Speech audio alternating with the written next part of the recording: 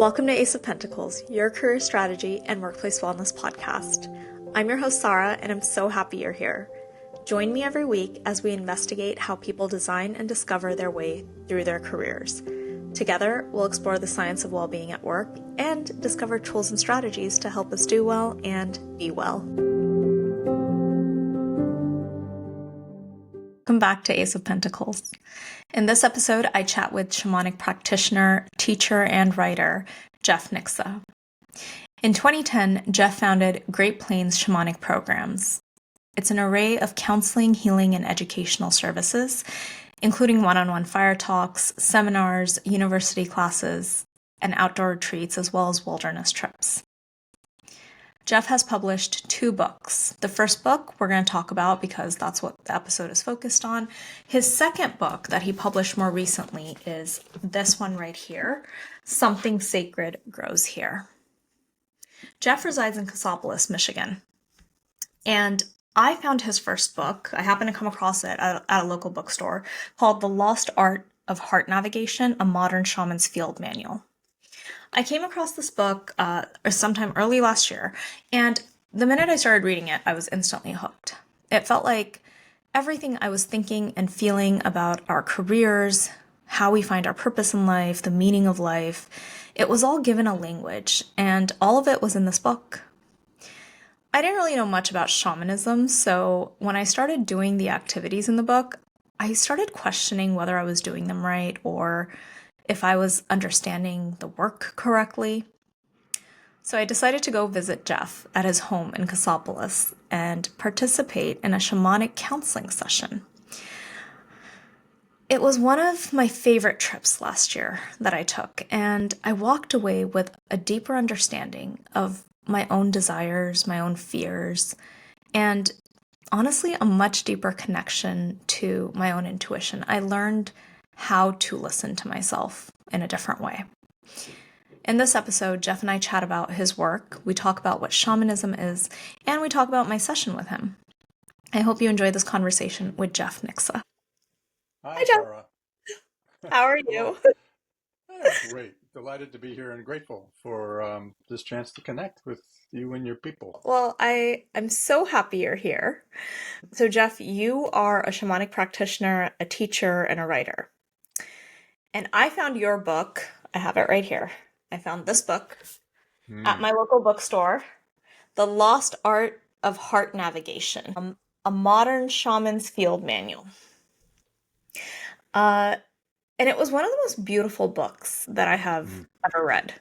And I've shared that with you. The way you speak about using the pull of your heart and your desires to understand your purpose, and the way you explain how to tap into that, the power of your desire and your heart, and also use your mind and use logic, and the way you talk about the king and the queen, right? The king of the logical realm, the conscious realm, and the heart is the queen of the unconscious. And how do you use both of those kind of sets of data to figure out what your path is? I think it's really beautiful. Yeah. So I then visited you in Michigan for a shamanic counseling session. And it was actually one of the most helpful experiences I've had on my own journey because of the activity that we did around my fears, unpacking some of my fears. So I want to talk to you about all of that. And I'm so excited to welcome you to Ace of Pentacles to talk to our listeners, our audience, our viewers about what you do, who you are, and how you help people kind of figure it out. Delighted for the opportunity. Thank you. Yeah. All right. So let's start here. Jeff, who is Jeff? Tell us about you. Tell us about your journey. Right before we started recording, I thank you in advance. I've written some notes, and my story is my medicine, and this can get long. I won't make it real long, but my struggle, my story is the very thing that I'm offering to people, and I hope that in the story they will see themselves and build motivation and hope for for a really beautiful nature-based way to navigate not just careers and so on, but one's whole life. So with that preface, I grew up in Rochester, Minnesota, southwestern Minnesota. I was a shy, contemplative kid, spent a lot of time alone. Both my parents worked. I was an only child till I was about 5 years old. Um, and I was biking and swimming and exploring the outdoors. I was really fascinated with things from nature, feathers, little animal bones I'd find, turtle shells, snake skins, all of that. And I just felt really comfortable. Back then, children were allowed to be alone outside, and I could spend hours and felt like I was among friends in a way. I wouldn't have been able to articulate it at the time, but the outdoors, nature was felt like a natural ecosystem for me, as odd as that sounds now. Um, Preschool and kindergarten then came as a real shock to me because all of a sudden I'm thrown into big buildings and long hallways and rooms full of loud, pushy kids and rules and desks and homework, and it was all overwhelming to me. And I just couldn't wait till the end of the day when I walked back out into the outdoors, and I just immediately felt a sense of spaciousness and calm and safety. There weren't any bullies on the way home, and like back to my friends and kind of back to my ecosystem. Um, I really struggled as I grew up, grade school, high school, college, to find my path and my way. No one told me to consider looking at what I loved, what brought me alive, what felt natural to me. And I just remember, like in high school, um, feeling like there was basically almost like a list of conventional jobs, and I had to pick one and do it.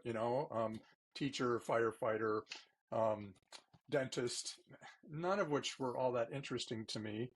And, my peers, boys, young men, they're just all about sports and fighting and playing with guns and still are today.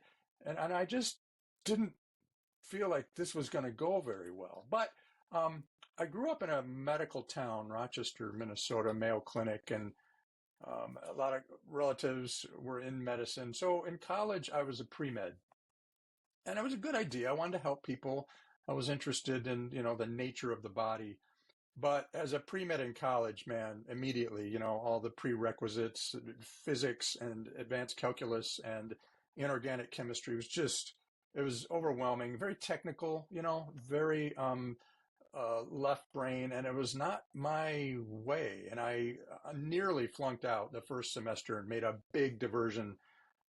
Eventually became political science, international relations major. At the end of college, I went to law school. And that too was a struggle. I felt like I needed to do something, and it was my intention was to try to help people get the law degree to do good things, public interest work, which was a nice idea, except the actual life of an attorney is it's very technical. The reading, the law, the books. I talk about law books, lots of small words, footnotes, and no pictures.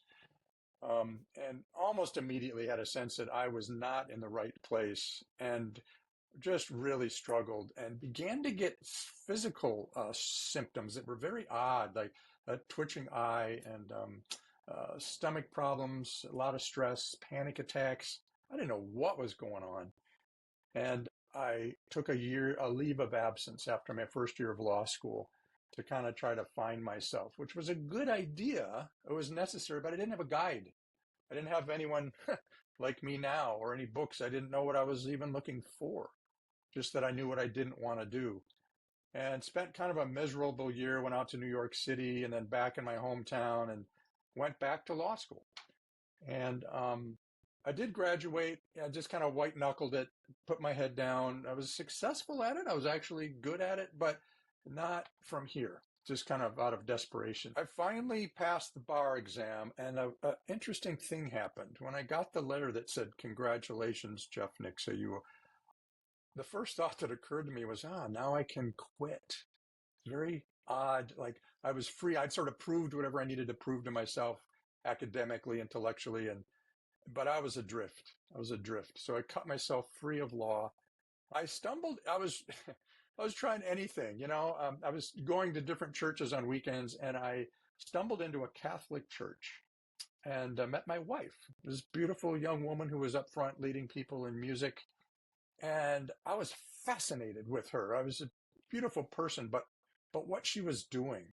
Um, she was involved with social justice. She was involved with helping people better understand spirituality, liberation theology, contemplative meditation, and so on. And the main thing was I I saw in her there was some recognition deep in me that at the time I couldn't have articulated, but it was a person who was living a life aligned to who they were, her way of being, and I was just thinking of this as I was preparing for this, but it was almost like she was the medicine woman within the clan of that parish community.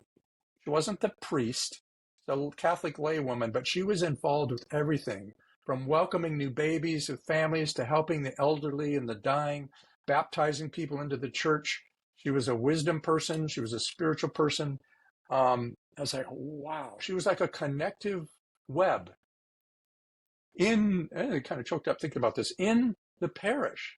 And there was something in me that I thought, oh my God, I want that, which was immediately confusing because I didn't want to be a minister. I was confused. Like, well, what is it here that I want?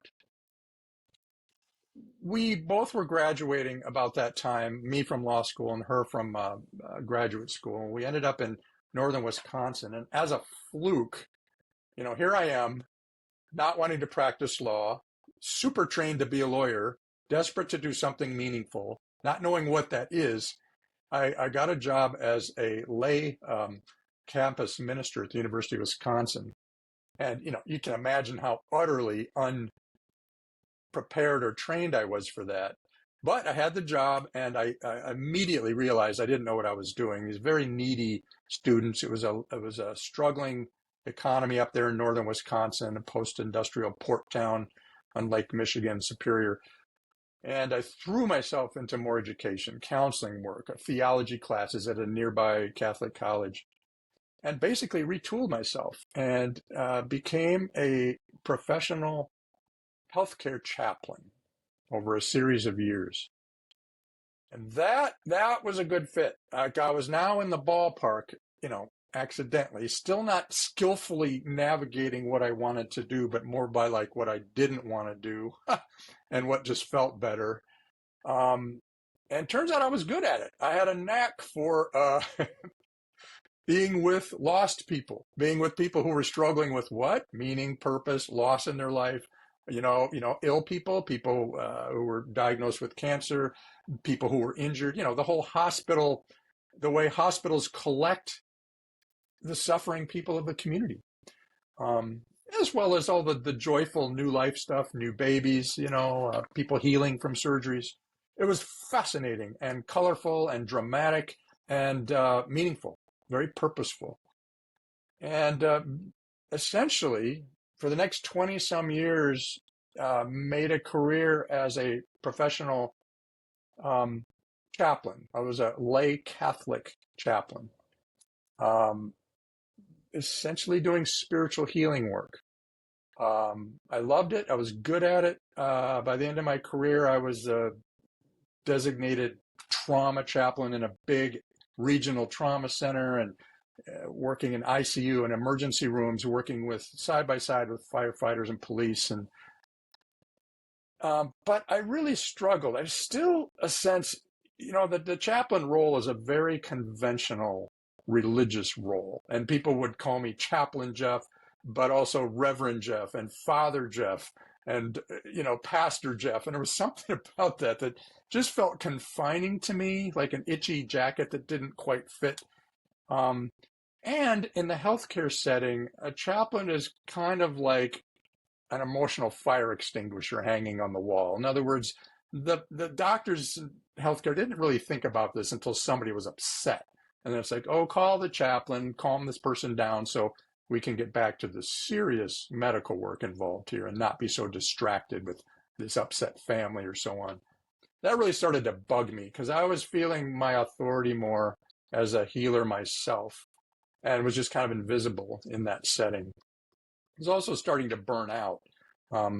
There's a lot of trauma, a lot of miserable stuff going on, and I just needed to do something different. I was a runner, biker, amateur triathlete, and I had a few injuries along the way, sports injuries, and ended up getting some massage therapy, physical therapy. And oh my gosh, there's something about the hands-on healing of the massage therapist I worked with. Just it was kind of like meeting Regina. I was like, oh my God, I want to do this. And so phased myself out of chaplaincy and went back to school and became a board certified medical massage therapist, sports massage, started my own practice and so on. One day, a client was getting off my massage table before the weekend. I said, what are you going to do for the weekend? And she says, well, I'm going to meet with a shaman. A shaman? I said, shaman, you mean like a medicine man? And she said, well, he's a Cherokee man.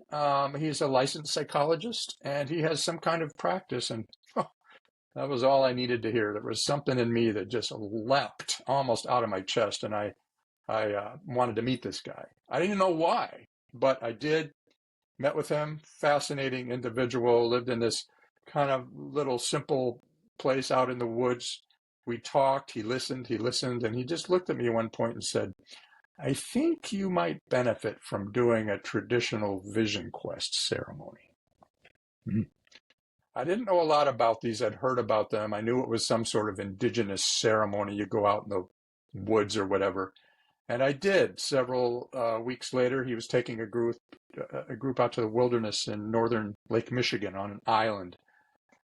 A vision quest is a traditional sacred ceremony, form of prayer to help people find their purpose, find their medicine in life. It was originally intended for young men in a clan community to help them get clear on their medicine and their role in the clan.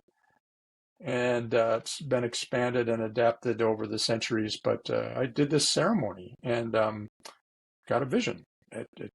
That's a whole nother podcast. But essentially, after 2 days and nights of fasting and prayer alone out on a beach in a remote island in Lake Michigan, this powerful sense came to me. And it was a very simple, pure thing, and the sense that came was I needed to simplify. Like that was my medicine. That was my way. That was the prime directive, and I needed to align my life to that. And again, I hope this doesn't sound too esoteric, but it made perfect sense to me. I had a very busy, cluttered, non-directed life for so many years, and now at age 49, I understood that my essence was a simple man, and that I could have a life that was very kind of essential, kind of like a contemplative person or almost a monastic life of service and connection to people, but not so much running around. And oh my God, I came back from that vision quest, and I remember sitting down. It was 3 a.m. when I got home on this long road trip, and I got on my computer and I started resigning commitments. I was the president of a bicycle association in the area and all this volunteer stuff and extra committees. And every time I hit send on these resignation emails, it was like I just felt a huge weight lifting off my chest. And that was the beginning of my shamanic work. I went through the ceremony myself as a participant, knowing nothing about shamanic traditions and indigenous healing, but I sure as hell knew there was something powerful there that I had been missing. Not just the inner clarity, but like these practices, these ceremonies. Like, I was an educated person in many professions, and I had never heard of this stuff. How could that be? I was a religious kid growing up, 12 years of traditional Christian Catholic grade school, high school, church. So I'm going to stop there and let you get to your next question. But that was how I got to this. backed into it, a life of just deep struggle with purpose, meaning, and with my life. Yeah. Jeff, thank you for sharing that story. I love your story. I think your story is so fascinating because one of the things that I often see people do is they'll look at someone doing something and it'll be like someone who's a CEO, right? And they'll be like, oh, that's the thing I'm supposed to do. I'm supposed to go become a CEO. And what I love about your book, it's like when I read your book, it felt like someone was putting words to all of the things that were happening inside of me, inside of my heart and my mind around how we figure out our lives and how we figure out our careers. And I love the story of you and Regina because you highlight this distinction that I think is really important. That's like you can see someone doing something. It doesn't mean you're supposed to be doing that same thing. Yes. What you're being pulled to is the life within that person, this excitement, this passion for living a life that's aligned with their purpose. And it's not necessary that, you go and do church work or, Yeah. do the thing that this person's doing. Yes. Yes. It's the thing that you're drawn to is their passion for what they're doing. And I think people get confused by that a lot. And I think that does result in a lot of people ending up in roles and positions and companies and industries that they're really uninspired by. Yes. Yes. You're exactly right. And I'm delighted you noticed that in the story. Just that you noticed that, reveals your own clarity and, sense that there's something way deeper than our roles, even though our roles can be very useful and important, but Mhm. that's not the main thing. And that's what I was missing. So, Yeah, absolutely. And the other thing I love that you said right now, Jeff, is you called it retooling. You uh-huh. said I had to retool myself. And I think a lot of people, we get so committed to these careers that we're in, and it feels very, very scary to start over. A lot of people call that retooling start over, and I've been wrestling with figuring out for my own clients, how do I reframe that? It's not starting over really. And so I love that. I'm going to borrow that from you.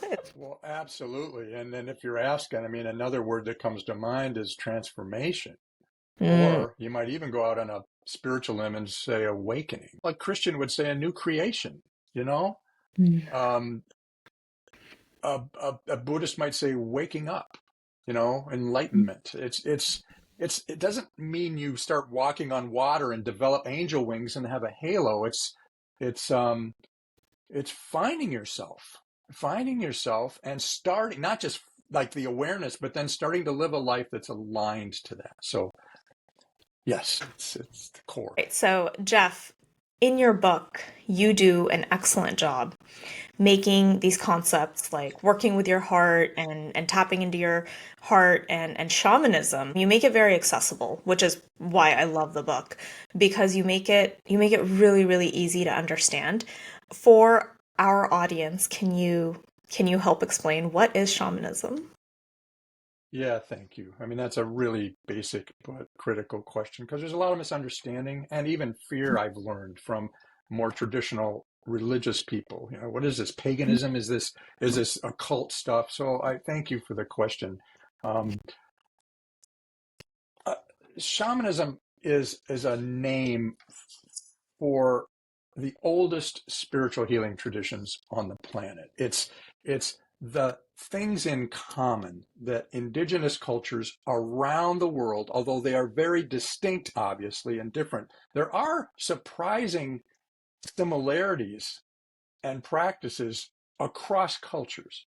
And if you were to collect all of those shared similar practices and beliefs across indigenous cultures worldwide, like a bundle of sticks, and package them together. That is shamanism. It's a made up name. There's no such thing as shamanism. It comes out of the anthropology and some particular scholars that needed a name to give to what they were discovering to be this surprising unity and agreement on kind of a understanding of the world and what makes people well and what makes people sick and so on.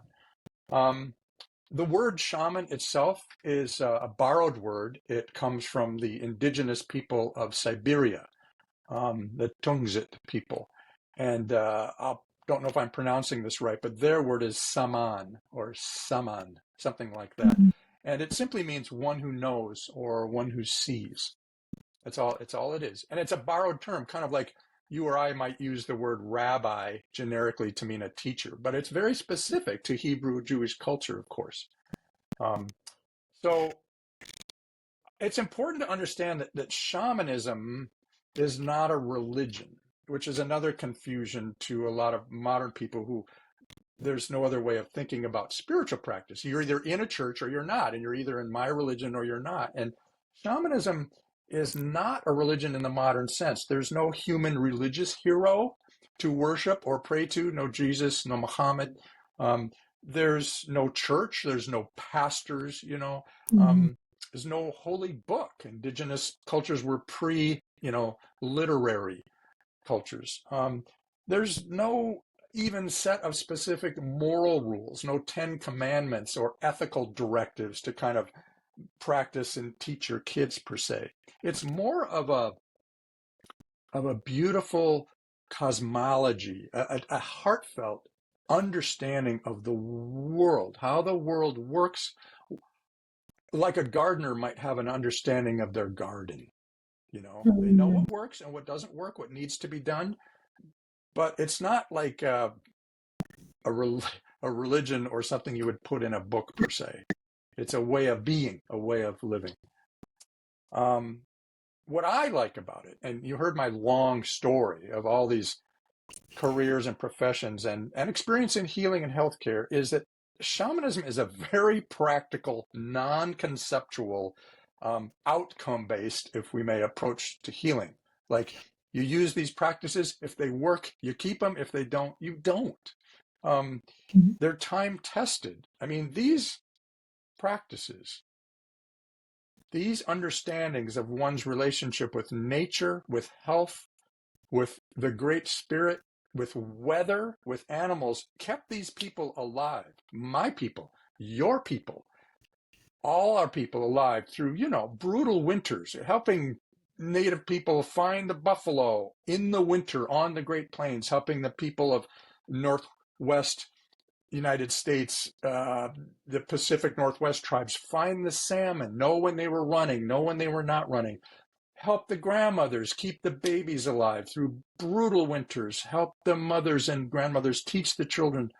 All of this, it worked. This is a very functional blend of practices, spiritual beliefs, and relationship with nature. Just because our 4-year-old grandson lives with us right now, and I've had to watch Moana about 10 times. I have to say, Moana is a great example if you want to taste for shamanism from a Disney perspective, because there's Moana on a search, there's the grandmothers, there's the relationship with the ancestors, the fish, the birds, the ocean, all as friends to Moana who kind of support her and help her and keep her on the right path. And the island itself, what happens when they got out of good relationship with nature and the spirit world. Things didn't go well. The vegetation died and so on. Yeah. And just a final word, shamanism is alive and well today. Believe it or not, it's a rapidly growing area of study in modern medicine, psychology, sociology, particularly around plant medicine.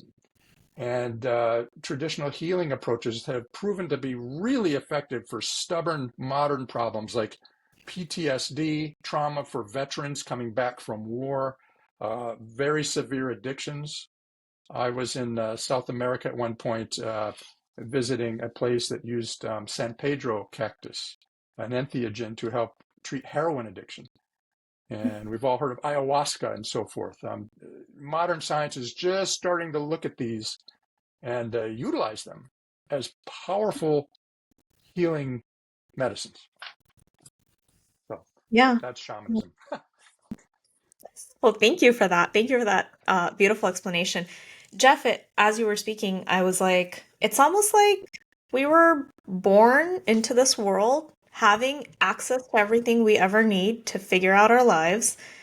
And yet we still go seeking, and we're so, we just like we always want something to just like make it super simple.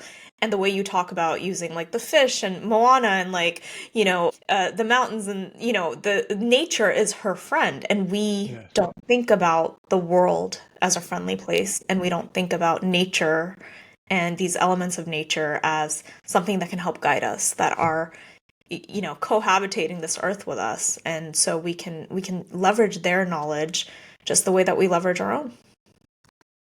Yes, nature supports us. It holds us in its hand, whether we're aware of that or not, whether we're harming it or not.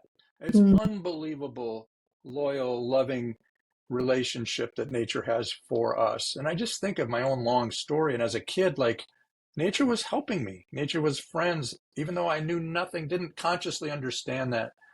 And to this day, right? Our food, everything comes from the earth. And I just want to say, for indigenous people, like this phrase, Mother Earth, that's not a metaphor for them. That is a biophysical relationship. They understand that their lives literally come from the earth, the plants, the animals, and all the ceremony, for example, that would go around the taking of a life, of a Mhm. fish, of a buffalo, of a tree, for one's own use, life taking life. It was no joke, and they understood their very existence came from nature. So, yes. Yeah.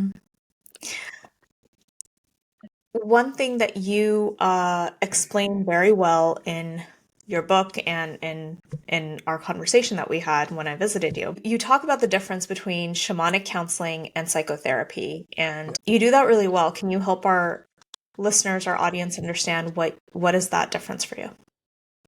Yeah, and I put my glasses on because I want to speak carefully here, right? This is important distinction, and I don't want to alienate or annoy any psychotherapists. I have cousins who are psychiatrists and a lot of friends in the psychotherapy profession. So, psychotherapy, though, I think we could all agree, is rooted in Western culture, modern Western medicine, and our rationalistic understandings of how the mind works, the body, what makes people sick, and so forth. Science is the basis, the focus, and the tool, not the soul, not nature per se. That's not the starting point, not one's relationship with the ecosystem. So, emotional problems are understood and perceived as some kind of biochemical malfunction. That's the view of science. And so naturally, the response is to try to figure out what's the biochemical cure to rebalance, what's the medication, what's the intervention, what's the behavioral therapy, and so on. It's a disease, maybe. It's a problem of thinking. It's a problem of behavior. It's an addiction. It's family trauma, but still kind of mechanistic. There was a cause that triggered this breakage in the person's happiness or mental health.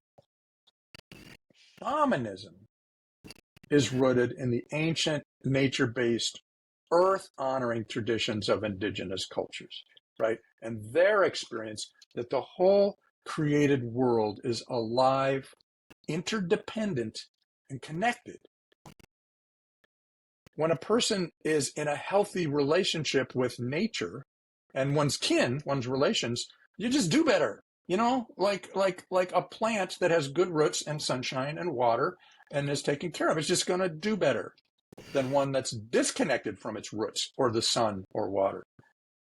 And that's a simple but accurate kind of sense of how an indigenous healer would approach someone who comes to them unhappy, depressed, anxious, angry.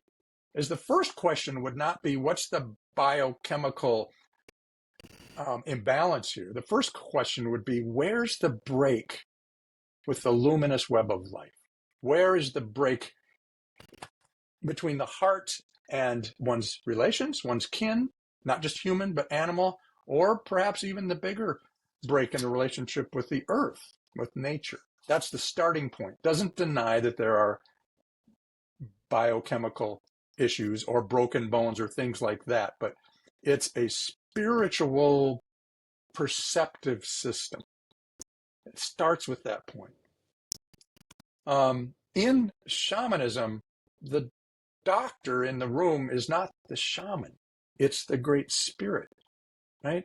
The shaman, the healer is just the conduit, the guide. The one phrase from Lakota healers is a hollow bone, like a hollow bone for spirit, helping the individual connect with the sacred. That's our job. Get out of the way, help open things up, and do a little coaching and guiding. A final word about that is a big, having been in the medical world as a chaplain for over 20 years, there's a huge power difference between the medical model, between the physician and the patient, and in the shamanic world, between the healer and the client. And the difference has all to do with who has the power, right? In the medical model, the physician is the educated one. They're the ones who know all about the medicines and the pharmacology and the surgery. And the patient doesn't know shit, I'm sorry, but compared to the physician and their job, no one would say this, but functionally, the patient's job is to hold still, not to ask too many questions, and accept the diagnosis and treatment, to do the homework. Right. And the unfortunate thing is that can result in a very passive, even dependent relationship with the physician and with medicine, a helplessness even, especially when you get to something like cancer treatment, surgery, where you don't even understand what's being done to you. You're just doing it because the doctor says this will help. And, helplessness over time can lead to hopelessness. And that's the problem. Not that any physician or therapist wants their patient to feel helpless. It's built in, though. It's baked into the cake of the medical model, unfortunately. Experts and lay people. Whereas in shamanism, what I love about it is it empowers the individual. Look, the issue here is primarily one of vision, lack of vision, of struggle with maybe a disconnect in your relations, your time in nature, whatever the issue. And there's a lot you can do about that. And you need to do about that. I'm not going to do that. But here's some tools, some support. So I believe it's a much more patient-centered, empowering approach that restores hope. Yeah. Yeah, absolutely. I've had one other experience of where I've worked with a shaman down in Tulum. I did a Temescal ceremony, and yeah. So I was really interested in learning how you practice, what your practice is about, this shamanic counseling and the fireside chat. And so I agree with you. I think it felt very empowering. In the ceremony that I did in Tulum, it still very much felt like I was there with someone who knew everything, and it was kind of this. The circumstances were such that she knew what she was doing, right? And she was the expert in the room. But maybe I need to reframe that for myself a little bit. But with you, it very much felt like everything that we did felt like it was me going within, figuring out what's happening inside of me. And the answers are in there, and I just need to, and we used tools. Like, we used one of my favorite things. The thing that we spent the most time on was where you have this basket of random little rocks and shells, and you had me kind of go through and pick out what were some of my fears on this new path that I'm on. And that, I think, was very helpful for me because I let kind of my intuition guide that. So even just like the way I was picking up the rocks or whatever, and immediately just the first thing that came to mind, I would say it. And we had, like, at the end of it, we had these 6 fears that I had, and we unpacked those together. And you asked really, really good questions. Jeff, tell our audience a little bit about what that activity is like, and if someone wanted to get started on doing something like that, do you need to work with a shamanic counselor, practitioner, a shaman, or can you just incorporate this stuff into your life yourself? Thank you. And by the way, you did a very fine job with that exercise. I mean, you obviously had a lot of clarity, as I had told you when we were together, about, the landscape of your soul and your life and your mind. And so it was very easy for you to lay these things out. It was very impressive. That activity you're describing is a very shamanic activity, meaning we're using natural objects found in nature, acorns, nuts, stones, could be anything, to represent real energies, worries, fears, concerns, challenges. And just to lay them out, I found, is a very powerful, empowering practice, right? Because our difficulties can feel like a big blob of overwhelm, and there are many aspects, and simply to lay them out without even solving any of them can be empowering, clarifying, and bring some relief. And like, oh, I've got 6 problems, but there's only 6. There's not 20, like that kind of thing. And to literally be looking down at these objects on the carpet or the table is a spatial kind of thing. I just so happen to have described this whole practice in my book and did so carefully. I mean, I wrote the book actually to be a practical guide. It's the subtitle is a A modern modern shaman's. shaman's field manual.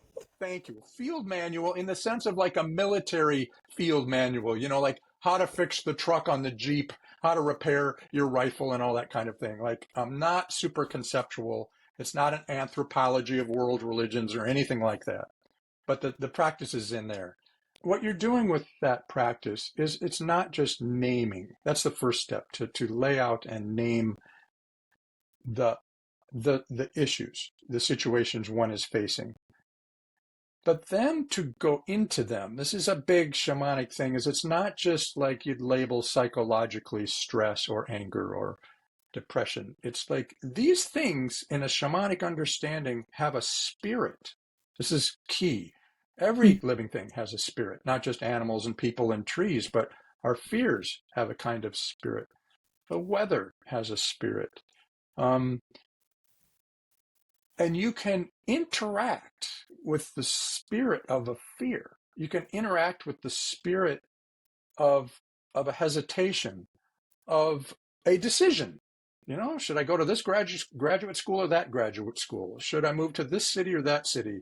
Should I marry this person or that person? That's tricky, but you sit down and you open your heart. This too is described in the book, but it does a couple important things. It undemonizes the problem, which we tend to assume is out to hurt us or make our life miserable, and it in kind of a contemplative, meditative way opens a door. Opens a door. What you're doing is you're using your imagination initially. Okay, I'm talking to a rock. Seriously? No, you're not talking to a rock. You are conceptually building a bridge to the spirit of an issue. And using love, dropping the hostility and the judgment, and being as open as you can and saying, okay, look, this fear, this anxiety has been around for a long time. I've tried everything I can do. It's not working.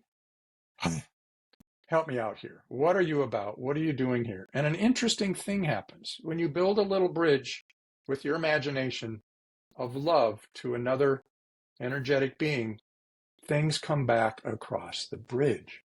Things that you're not making up, things you are not conscious of, beautiful things, humorous things, and almost always supportive and important things to know. Yeah. So I hope that's not too vague, but that's in a nutshell, this whole shamanic journeying spirit world thing. A common question that comes up is, you go on a shamanic journey, you meet a spirit guide or a power animal, all these things happen. And the question for a rationally trained person like me is, am I making all this up? And I asked my teacher that one time, and he immediately said, yes, you're making this up, but you're not making it all up. You're using your imagination initially just to build a kind of grid. And then you open and you ask for help. It's in a way a form of prayer. And that, by the way, is the safeguard and the safety that's built into this. It's not just you and your ego and your subconscious and all your demons trying to figure stuff out. You're asking for help from a so-called higher power, great spirit world, doesn't matter what we call it, and only asking loving and compassionate spirits for help.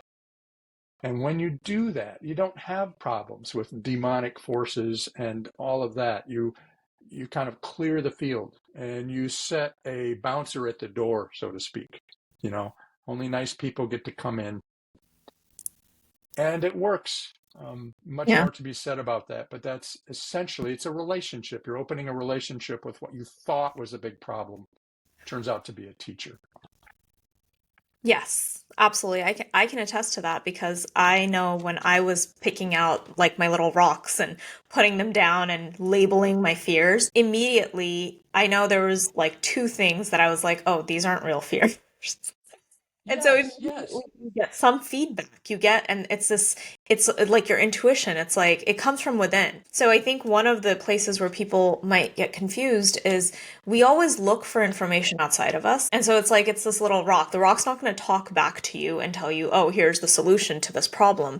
But you have to really silence yourself and like really pay attention to what's going on inside of you. Because I remember the first rock I picked up, it was like judgment from others, I think. And immediately I was like, this is so silly. Like, why do I care? And the questions that started coming up for me immediately were like, who are these people?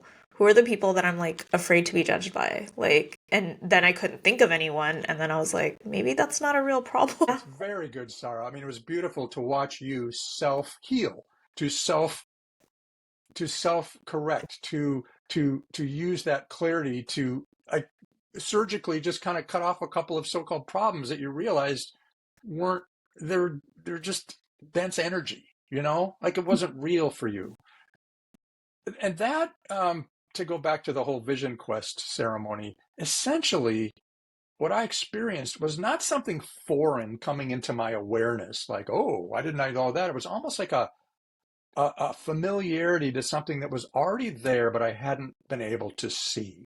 And I often think of the child's snow globe toy, where you shake up this little snow globe and you set it down. It's like, ooh, but then it settles down. It's like, oh, it's a snowman, or oh, it's a little house. And that vision quest is like that, and so is shamanic work. Like it's tools and practices largely to help one settle the mind and the soul, and to see what's already there often, but we're not allowed to see. We're groomed not to see. We might be afraid to see, etc. Mhm. And so it's a very friendly, familiar feeling practice, particularly compared to, I recently went through some cancer treatment for myself. The kind of alien feel of being in a medical facility, medications, surgery, radiation, all that stuff. It's like you're among friends when you're in the spirit world. Yeah. Yeah. I agree with that. You refer to this shamanic journeying, and that's for someone who is looking for or going on a vision quest, looking for a vision for their lives, right? You Yes. can explore that option. What advice do you have for someone who has a vision for their lives but is afraid to pursue it? Yeah, thank you. That's a great question. My first response is a big dose of compassion and a hug and a comment like, well, how would you have known what to do anyways in this culture, where we're so obsessed with our external package, our social media presence, getting likes on Facebook, TikTok, like we're inflatable psycho personas, and surprisingly struggle with what's, if anything, at the center of that, because sometimes there isn't a lot at the center. It's all about how we're being perceived. So, first of all, um, patience and compassion with the dilemma. Our culture. There was a poet, Andrei Codrescu.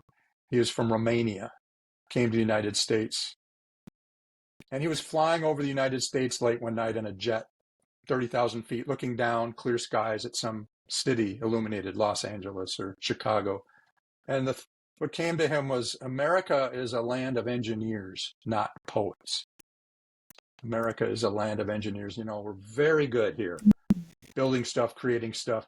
Not so good here, knowing ourselves, cultivating deep relationships with soul and spirit. We go to church, we're good people, we tithe, but that's a big difference between that and having a deeply rooted, connected sense of the sacred everywhere, which this shamanic approach does. Oh, So, at the heart of every dilemma, sooner or later you're going to find fear, right? It's the prime negative energy in our lives, opposed to love.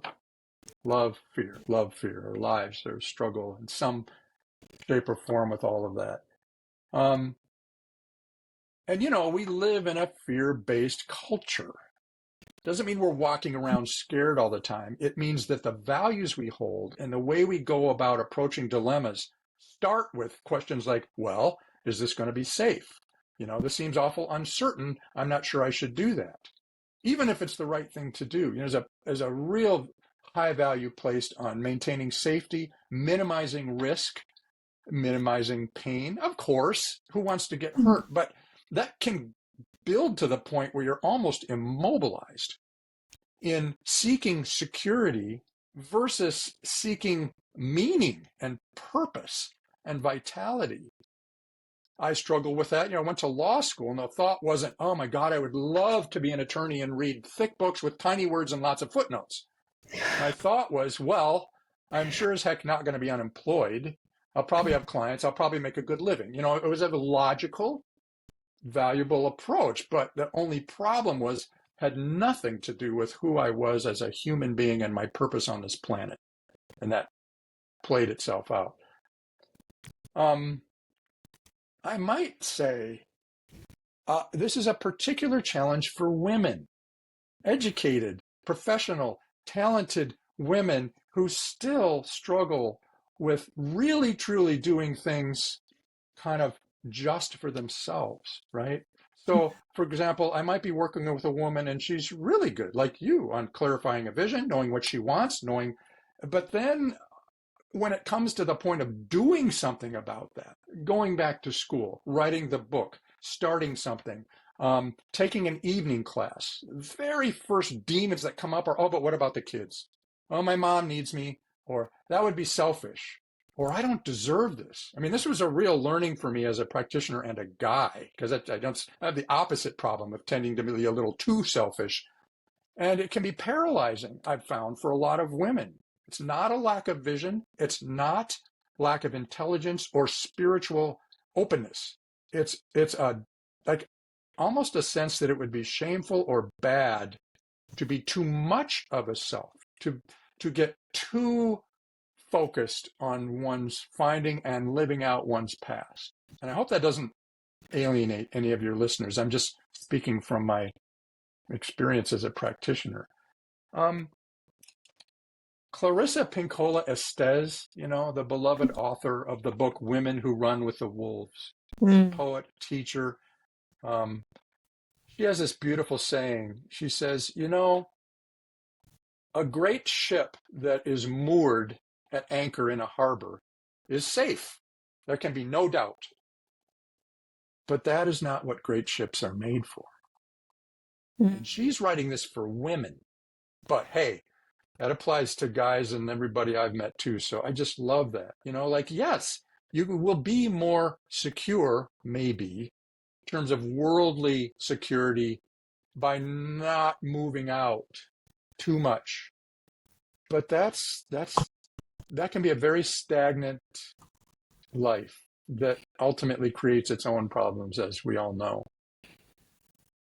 So the shamanic approach says, look, life is difficult. There are barriers, but it's better to be alive and on an adventure than to be stuck in a safe room, so to speak, of whatever marriage, family, income, 401k, and to never really know why you were on this earth, or to know that and not be doing anything about it. And speaking from experience, it turns out that if you're on this path and you are coming more alive and vital and vibrant and joyful, turns out you can take a lot of hits of insecurity. I can attest that I can go a long time on peanut butter and jelly sandwiches if I'm doing what I love, as opposed to the days I was in law practice, had a good income and was miserable. Could have a nice car, nice house, all that stuff, and to be depressed. So you can kind of go wild, and it turns out that doesn't mean being unsafe. It means being more like wild animals have an amazing capacity to handle uncertainty, injury, illness, enemies. Hmm. And so do human beings. It's in all of us, in our indigenous self. So that's what I want to say about that. Thank you. I agree with you that I think we're made to be adventurous, and this the stagnant experience that you're talking about, like staying stagnant, I think it's sold to us as quote unquote stability. Yeah, yeah. It's like you have to be stable. Like life has to be the stable thing that doesn't really change. It changes in like these very specific, meaningful ways that are often a template. Like, yeah, you change at certain moments in your life and those are the expected changes, but otherwise life should be stable. And what makes life stable is for women especially is like that marriage and family and a husband and child and and a stable income or a certain amount in a paycheck. And so I think it's been sold to us as kind of it's a good thing staying stagnant. Yes. And I want to say that we're not talking about not being of service, about being selfish, about just doing your own thing. It's a question of where does the energy to serve others come from? You can serve others, family, community, out of a grim sense of duty and exhaustion because you're always giving and not giving anything to yourself. It gets sort of the job done, but there's a lot missing. Or you can serve out of abundance and bringing yourself alive. And Joseph Campbell has this saying, the influence of a vital person vitalizes others. Like you bring yourself alive first. Yes, if you want to call that selfish, fine. But it's a necessary step. Know yourself, build the fire, find your path. And then like being a radiant, luminous person turns out to be kind of helpful in this dark, anxious world without direction or inner compasses. And what we're left with are anxious people longing for a strong person to come around and tell them what to do. Guess what happens politically? Imagine if that were to happen, with a presidential election or something like that, or in a business or a family. You can have good forces and not so happy forces. So we give up our autonomy, we give up our power, and we're left with, just breadcrumbs to try to help others with. So for the mothers anxious about abandoning their children if they went back to school, say, or writing the novel or starting their podcast, they say, oh no, you serve, as you know, doing this work. But doing it out of joy is a whole different experience than doing it out of, well, I should, So it's It a really. universal challenge. Hmm. I I hear that. Doing something out of joy, it's just a whole different experience. And it makes me very sad when I meet people who you can tell it's been a long time since they've Yeah. done something truly out Mm. of joy. Yes, Yeah. yes. You speak about this in your book, using your heart as a compass. And one of my favorite practices from your book is that I think it's one of the very first ones on you have mind management tools, you have heart opening tools, and you have mindfulness tools. And this is a heart opening tool, I think, where you use your heart as a compass. And it's super simple. And it goes back to what you were saying, like, am I just making this stuff up? You kind of start to doubt it because it's so simple, but it's Yeah. so important, right? Being very aware of what a yes feels like in your Yes, body. yes, yes. And that's what that practice really is, connecting, like seeing an image of someone that you really love and just noticing, becoming aware of everything that's going on in your body to get really comfortable with that feeling of when is something pulling me towards it, or when is my heart saying yes to something versus when is it saying no to something. Because I do think we've lost the ability, so many people, I think, do lose the ability to do that. Yes, Yeah. I learned that from my first teacher, Michael Smith, um, and he called that the navigational guidance system, the NGS of the heart. When I'm teaching this, I ask people, so what did you notice and where And then what does the shift feel like? You're just helping people consciously become aware of what, these are not surprising. You would feel more open and warm with a person you'd like to be with. You'd feel more tight and closed with someone you don't. But where do you feel that? Is it tension in your head, your jaw, your chest, your hands? So that now being more conscious of this, someone comes to you with a proposal, you have an opportunity in your life or a difficult question to navigate, and you can just stop and go, well, what am I feeling about this? Someone says, hey, I've got a great new job. You'd be perfect at it, and you'd make $250,000 a year. I'd be like, whoa, okay. But you're noticing your chest is tightening, or your jaw. Like, you disregard those indicators at your peril, right? So you can still do what you want, but it's bringing into, as you said early in the conversation, bringing online the navigational guidance system and the wisdom of your heart, which, in this whole indigenous system is not just you. It's your connection with the web of life, which is interested in the well-being of all its aspects. Mm-hmm. And the image in South American shamanism is the heart is like a condor. That's their sacred bird in the Andes Mountains. And the heart, or the mind, is like an eagle. Very important. Need to have it. But that the condor has to fly in front of the eagle. You can't have the mind running the show. It can't lead us. It can analyze, it can judge, it can discern, but it doesn't know what it wants. Jeff, we've talked so much about, I could talk to you for hours. I mean, I did talk Me too. when I visited. And you have so much cool knowledge. I wanted to ask you just two more questions. How do you, Jeff, and other non-native practitioners navigate the real concerns about cultural appropriation, especially as a Caucasian male providing shamanic teaching and healing services? Yeah. Thank you. That's so articulate. Yeah. So is this not the elephant in the living room here in this conversation? Your listeners, whoever they thought they'd be looking at when they saw the title Shamanism on your beautiful podcast. And what do they get? They get a middle-aged white guy, right? Who doesn't look very native. And frankly, who the hell am I to be talking about any of this stuff?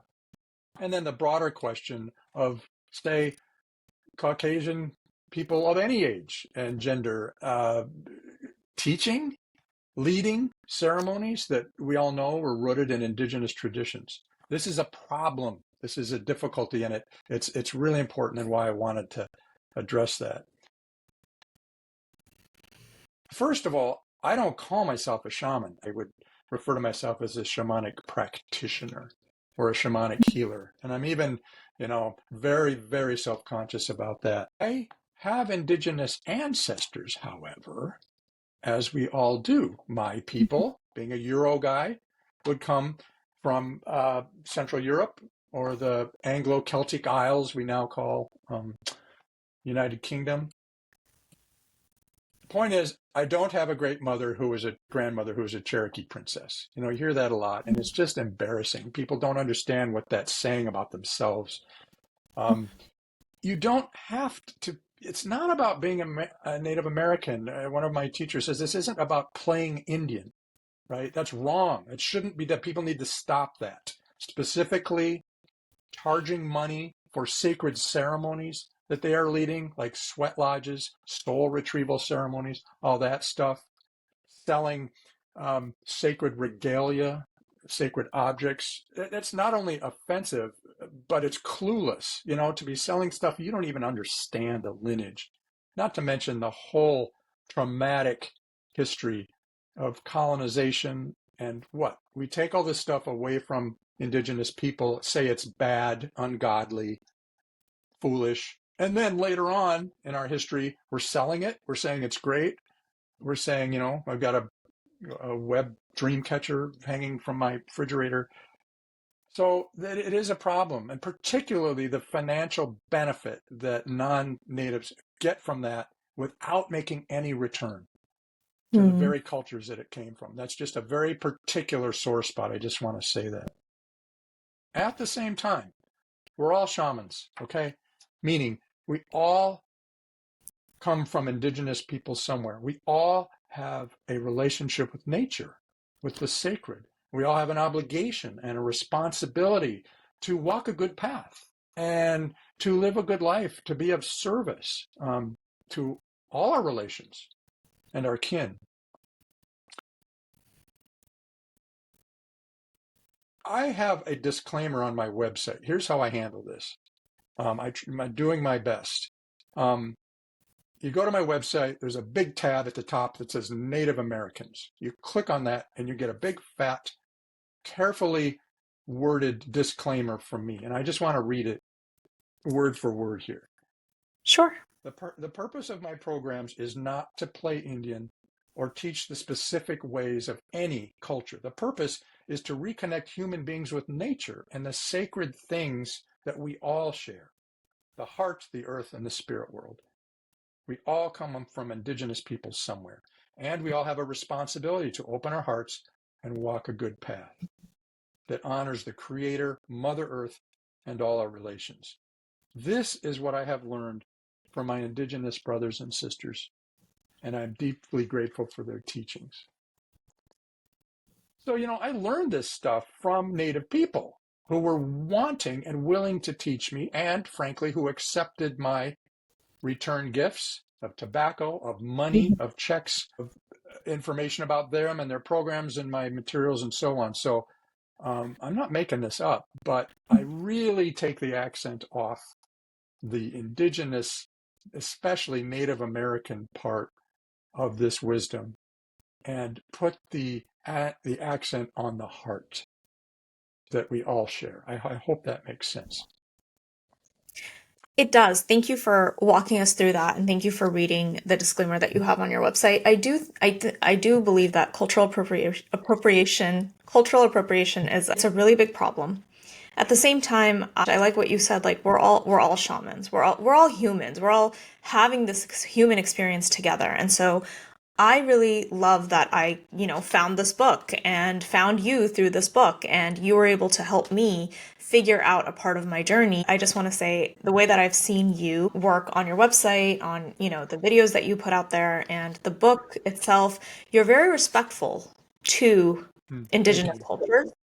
You're very careful about the way that you speak about them. And it's not like, you went and did a weekend course on shamanism and now you're, writing a book. Like you're very, very educated about these, the traditions and where they come from, and you're very good at teaching about them. So it seems like you've invested a lot of time and effort in yourself to get to a place where you can speak to the culture and the traditions very intelligently. So I really appreciate that.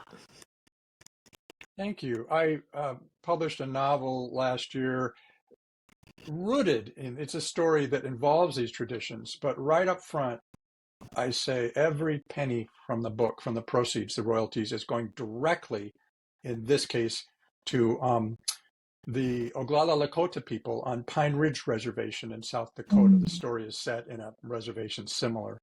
And I just sent off the fourth royalty check I got this quarter to them directly. I mean, the money goes into my account, but I penny for penny write out a personal check, put it in the mail, send it to a volunteer organization that brings volunteers to the reservation. It's a very impoverished reservation with beautiful people and incredibly intact traditions, and just my little, believe me, little royalty checks. It's how I handle this. Yes, I wrote a story that involved Native people based on what I've actually experienced and been taught, and the money I'm making is going back to them. That's the best I can do, and I feel okay about that. I'm at peace with that. I think you should feel good about it. I think it's Thanks. a beautiful way. I think it's a beautiful way to share this knowledge and also benefit the people who really are deserving because they gave us this knowledge. Yes. On that note, Jeff, I'm a big fan of yours, and so I'll be sharing with my listeners and viewers your information on how to get in touch with you and how to work with you, as well as just starting with reading your books. But how can our listeners find a reputable shaman or shamanic teacher or practitioner in their area? Thank you. Yeah, this is a challenge. I mean, the field of shamanic practice, let's just say, is a very unregulated profession. It's the Wild West still out there. Anybody can print up a business card, put up a website. I'm a shamanic healer, and you just don't know what you're getting. It's kind of like hiring a roofer who shows up with his truck and a bunch of shingles and saying, I can roof your house. Like, hang on a second. Do you have any references? Fortunately, there are some really good, reputable, reliable sources out there. I'll just name a few. One from my second teacher, Sandra Ingerman. If your listeners don't know, she's a world-renowned, beloved, trusted teacher, has been doing this for decades. And she has created and maintained a website, a reference guide to find shamanic healers, teachers, and practitioners throughout the United States. It's a directory listed by states as well as other countries, Germany, Netherlands, South Africa. And you just go, the website is shamanicteachers.com. Shamanicteachers.com. And I'll add that to the show notes as well. Thank you. And she curates that, and her staff, I mean, she keeps on it. And if she gets a complaint about a practitioner, you get a call from the woman herself, right? And saying, I heard this, what's going on? And if you don't keep up your credentials, your reputation, you're not on the list. And I've gotten quite a number of clients that way who otherwise wouldn't know I was in the same county or in the same state as them. Also, there's many, many websites. You just use your heart and your mind to discern. On my website, I've got a tab that just says resources. Click on that. All kinds of links to everything from training programs to, for example, ayahuasca, safe, vetted a few ayahuasca programs. That too is a highly unregulated area one wants to navigate carefully. Yeah. Jeff, is there anything else? Thank you so much for sharing those resources. I will add those to the show notes, but is there anything else you'd like to share with our audience today before we wrap up? Hell yes. I love this work. I could talk with you, Sara, for hours, as you know. But I won't do that to your people and your podcast time here. But they can, the book, The Lost Art of Heart Navigation is a really rich, readable resource. And then the novel, which is, for me, was written as kind of a story version of that. So it's a more entertaining way of getting. Yeah, thank you. I have that here as well. By Jeff Nixa, Something Sacred Grows Here. Yes. So I have not had a chance to get into this yet, but I really appreciate it. I really appreciated the gift. I just want to thank you, Sara, for this opportunity. It's a joy. Usually I'm doing one-on-one work or very small groups. I don't have a big web presence. I'm too old, I feel, to be doing TikTok and Instagram and dance videos. So I really rely on a good word from a reliable, skillful, wise woman like you. So this is priceless. Thank you for this opportunity. People can email me if they're just curious. You don't have to sign up for a fire talk, but all the information on how to connect to me is on my website. So. You don't have to sign up for a fire talk, but I highly recommend it. I can't thank you enough, Jeff.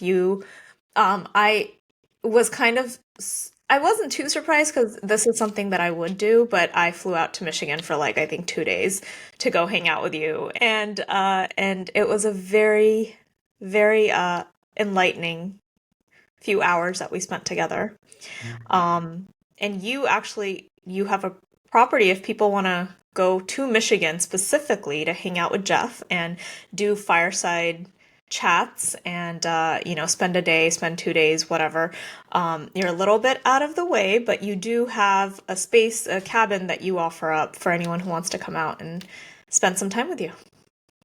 Yeah, and we're a little out of the way on purpose. We're in the country on a beautiful little creek with this cabin. We also rent out an Airbnb, and it's intended to be like a retreat type break, an intentional getaway. So And yet, a big city is just 15 minutes away with all the amenities. So, yeah. Okay. Well, I am launching personal offsites this year in Oh, 2025. Stuff that I've done with my clients, locally in 4 hour chunks and like full day chunks. And so I am offering that as a service. So I can't wait for the first person that wants to be like, hey, Sara, let's go to Michigan. Let's go hang out with Jeff for a week. oh, I'd welcome you all back. It'd be a That joy. would be so fun. Sounds wonderful. All right. Well, thank you so much, Jeff. And I will hopefully chat with you soon. If hopefully I'll see you soon. But if not, we'll stay in touch. Thank you so much Thank for you your so much. time. Thank you, Sarah. It's been a privilege and a joy. Yeah.